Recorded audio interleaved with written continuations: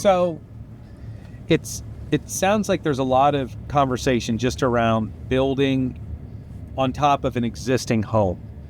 People are really trying to weigh the pros and cons of they've got an existing single-story home, it's block, and what can they do with it? How can they elevate this home? How can they get out of, that lower elevation to the home cost effectively, safely, securely? Like, what are those?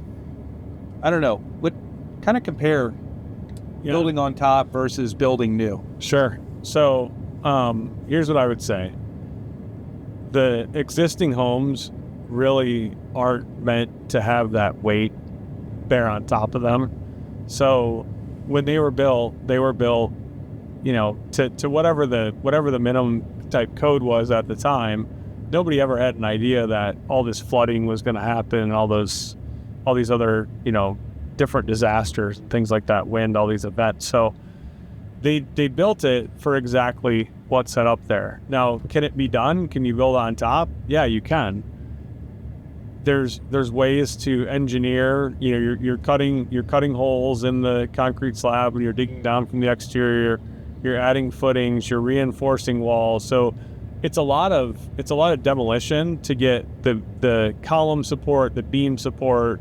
So you're undoing a lot of things to add and shore up to meet what you can do. I mean, you could definitely use any sort of existing structure that you wanted to, but it's a couple of things. It's the cost to do it. So, you're talking about demolition before you add into these things. So you're working around existing things. And then there's the time. Mm-hmm. Again, you're adding some more steps, more layers. Right. So those are the two things from the constructability standpoint that are very, very challenging when you're talking about building on top of a existing structure. Yeah, I didn't realize that even if I was considering, hey, I've got my first floor is block, we can use this foundation. I didn't realize you're essentially having to go in and somewhat redo the foundation. Right. I guess that's because you're talking about homes that are 50, 60, 70 years old in a lot of situations, and you just don't know what's there for the structural integrity of that finished two plus floor, 2-story home that's there. Right. How does that work with insurance? Well, so let me back you up just 1 second. One other part to it. So, with the most recent building code, they're really concerned about lateral pressure, wind, all these other considerations. So you have the downward force, the weight of the home, and then you have the lateral pressure. So with the lateral pressure, you need to make sure that whatever you have is strapped down all the way to the foundation. So once you've made the adjustments for weight, now you have to also factor in the lateral pressure. So you're using big straps. So you're attaching those to something that has to transfer all the way down. So is it possible? Is it legal? Yes. It's just very time consuming. The design process for something like that is actually, there's a lot more to it. Okay.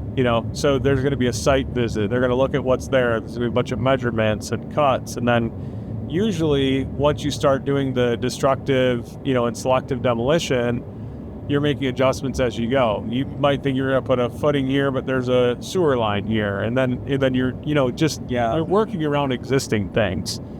So following back up with your statement about your question about insurance, you're not getting a new home. You're transferring the age of the home going forward. So you're not checking all those boxes. If you think about you're an insurance underwriter, you're looking at when was this home built, when was, what code, what, is every single nail at this, there's a bunch of boxes that these guys basically check to get you the best rates on your insurance. This is, I'm talking now about your wind policy. Your flood's going to be in good shape because you elevated.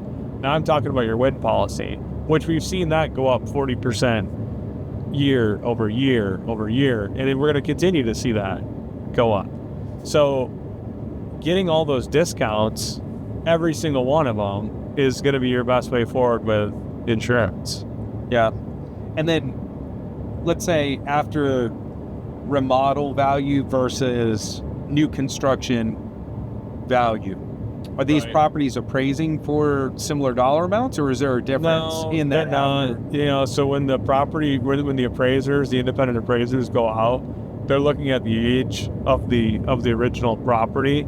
So you have part new and part old. So you're essentially kind of getting like a blended average on some of these things, right? So the values are typically going to be lower. If your ceilings are low or whatever, you're gonna be affected by that, because there's really no way to hide it. I mean, you can point one of these things out. You can spot it pretty easily. Yeah, that makes sense. Because the cost overall, I mean, you want to make sure your dollar is going as far as it can. And if I'm putting $1 in, I'm hoping to get more than $1 out, whether I'm remodeling or I'm building new. So is the cost the amount to actually remodel versus new construction? Are those fairly similar? I mean, I know time seems, especially from, traditional methods, it sounds like time might be similar with the remodeling versus a new construction. Right. But with the modular process of construction, it's certainly much faster. Yeah.